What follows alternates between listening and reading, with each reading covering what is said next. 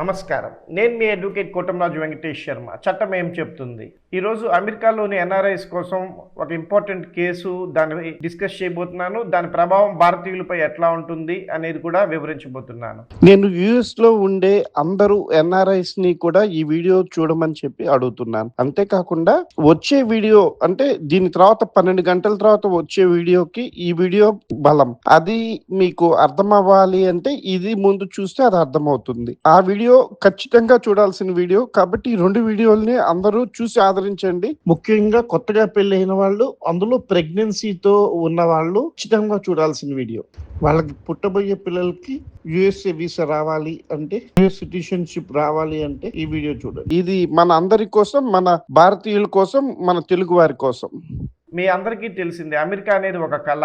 అది ఒక ఉద్యోగం కాదు, ఒక తరం భవిష్యత్. అది గత 150 ఏళ్లుగా అంటే 1868 నుంచి కూడా 14th అమెండ్మెంట్ అనేది అమెరికాలో పుట్టిన వారందరికీ ఒక గ్యారంటీని ఇస్తుంది, ఒక ఫండమెంటల్ రైట్ ఇస్తుంది. వాళ్ళు అమెరికన్ సిటిజన్స్ కిందే భావిస్తున్నారని చెప్తున్నారు. అది 150 ఏళ్లుగా కొనసాగుతూనే ఉంది. కానీ అది ట్రంప్ అధికారంలోకి వచ్చిన తర్వాత మార్చాడు. మీకు అందరికీ తెలిసిందే, ట్రంప్ అధికారంలోకి వచ్చిన తర్వాత ఎగ్జిక్యూటివ్ ఆర్డర్ 14160 పాస్ చేశాడు. దాని ప్రకారం ఫిబ్రవరి 20, 2025 తర్వాత ఎవరైతే అమెరికాలో ఉంటున్న వాళ్ళు టెంపరరీ వీసా మీద కానీ, ఇల్లీగల్ మైగ్రెంట్స్ కింద కానీ వచ్చి ఉన్న వాళ్ళు ఎవరైనా పుట్టి ఉంటే వాళ్ళకి అమెరికన్ పౌరసత్వం రాదు అని చెప్పి ట్రంప్ ఎగ్జిక్యూటివ్ ఆర్డర్ పాస్ చేశారు. అది మీకు అందరూ తెలిసే ఉంటుంది. దాని తర్వాత బార్బరా అనే మహిళని తరపున ఏసీఎల్యూ అనే సంస్థ యాంప్షైర్ కోర్టులో ఒక కేసు వేశారు. ఆ కేసు జిల్లా కోర్టులో ఆల్రెడీ ఇంజెక్షన్ గ్రాంట్ చేశారు. దాని ప్రకారం ఎగ్జిక్యూటివ్ ఆర్డర్స్ ప్రకారం కాకుండా గతంలో ఏ విధంగా 150 ఏళ్లుగా కొనసాగుతుందో అదే విధంగా పాటించాలి అని చెప్పారు. కానీ ఇప్పుడు ఈ వీడియో ఎందుకు చేస్తున్నాము?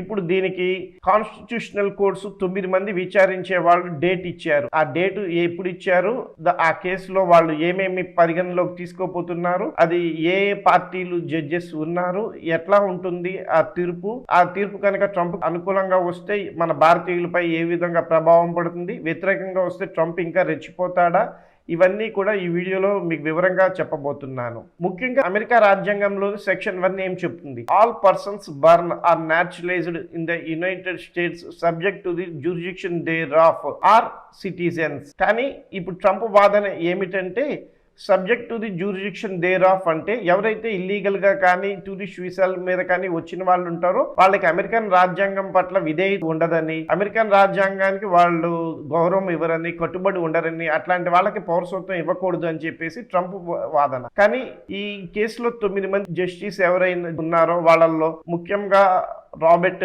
జోసెఫ్ ఉన్నారు. వారు చీఫ్ జస్టిస్ కింద వ్యవహరిస్తున్నారు. ఏసీఎల్యూ తరపున వాంగ్ వాదిస్తున్నారు. ట్రంప్ తరపున అత్యంత కాస్ట్లీ న్యాయవాదులు, న్యాయ నిపుణులు ట్రంప్ తరపున చేస్తున్నారు.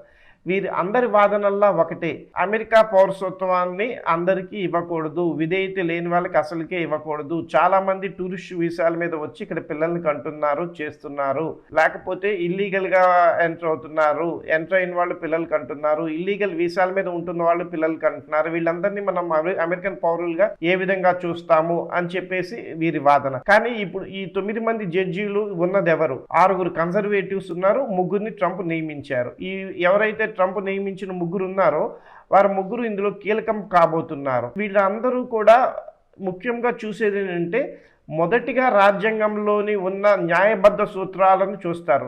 ఆ ప్రిన్సిపల్స్ ఏమి చెప్తున్నాయి దాన్ని బట్టి జడ్జిమెంట్ ఇవ్వటానికి ఎక్కువ ప్రాధాన్యత ఇస్తూ ఉంటారు. మరి అదే విధంగా జరుగుతుందా, లేకపోతే ఇంకే ఏమైనా జరిగే అవకాశం ఉందా అనేది కూడా ఇప్పుడు మనం చూద్దాం. ప్రస్తుతం ఈ కేసు ఏ దశలో ఉంది అంటే, ఏప్రిల్ 1, 2026 తుది తీర్పులు వింటామని చెప్పి పేర్కొన్నారు. జూన్, జూలైలో ఈ కేసు మీద ఒక తీర్పు వచ్చే అవకాశం ఉంది.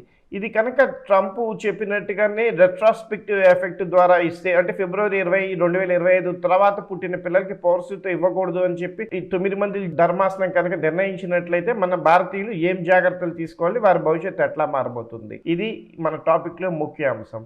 వీళ్ళు ఈ 9 మంది జడ్జెస్ కూడా ఇందాక మనం చెప్పుకున్నట్టుగా principles of justice, natural justice కానీ ఒరిజినలిజం మీద కానీ ఎక్కువ వీళ్ళు కాన్సన్ట్రేషన్ చేసి ఈ జడ్జిమెంట్ ఇవ్వబోతున్నారు. ప్రస్తుతం కోర్టులో 6-3 కన్జర్వేటివ్ మెజారిటీ అయితే ఉంది. కానీ ట్రంప్ నియమించిన 3 జడ్జిలు ఎవరైతే ఉన్నారో గోర్సెచ్, కవనాంగ్ మరియు బారెట్లు ఈ తీర్పులో అత్యంత కీలకం కాబోతున్నారని ఆల్రెడీ నేను చెప్పాను మీకు. ఈ తీర్పు కనుక ట్రంప్కి అనుకూలంగా వచ్చినట్లయితే మన భారతీయులు ఎవరైతే ఉన్నారో అమెరికాలో ప్రస్తుతం దాదాపు 10 లక్షల మంది గ్రీన్ కార్డు కోసం దశాబ్దాలుగా వెయిట్ చేస్తున్నారు. వారు H1B లేదా L1 వీసాలపై ఉన్నవారు. ఒకవేళ కోర్టు ట్రంప్కి అనుకూలంగా తీర్పు ఇస్తే వీరికి అక్కడ పుట్టే పిల్లలకు అమెరికా పాస్పోర్ట్ రాదు. వారు స్టేట్లెస్ అయ్యే ప్రమాదం ఉంది లేదా భారత పౌరసత్వం కోసం దరఖాస్తు చేసుకోవాల్సి ఉంటుంది. ఇది ఒక లీగల్ మెస్కి దారి తీస్తుంది. ఈ కేసు సైటేషన్ వివరాలు అన్నీ కూడా మీకు ఇచ్చాను.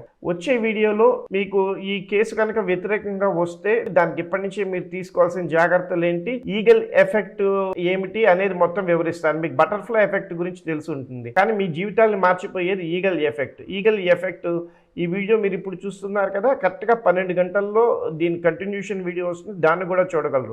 ఆ ఈగల్ ఎఫెక్ట్ కి రెడ్ పార్టీ బ్లూ పార్టీ ఏ విధంగా కొట్టుకుంటున్నాయి, మన భారతదేశం మన భారతీయులకు అనుకూలంగా ఏమేం ప్రయత్నాలు చేస్తోంది ఈ పౌరసత్వం విషయంలో, ఇవన్నీ కూడా ఆ వీడియోలో చెప్పబోతున్నాను. మీ కోటంరాజు వెంకటేష్ శర్మ. జై హింద్.